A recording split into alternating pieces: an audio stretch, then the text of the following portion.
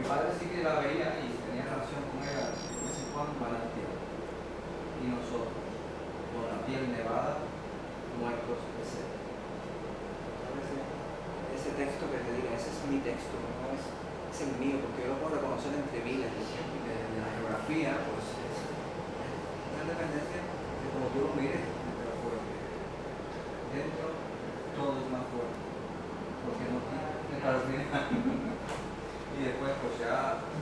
Y saber qué es lo que hay dentro de ese texto que tú escribes, qué es lo que puedes desechar, porque realmente no tiene relevancia. La poesía es justo, ¿no? Como esa evocación, ¿no? Esa como capacidad de sintetizar en imágenes. Sí que es verdad que la mayoría de las expresiones, eso sí. El tema dice. Sí, básicamente es. Pues esto es el comienzo de tu libro, ¿no? Y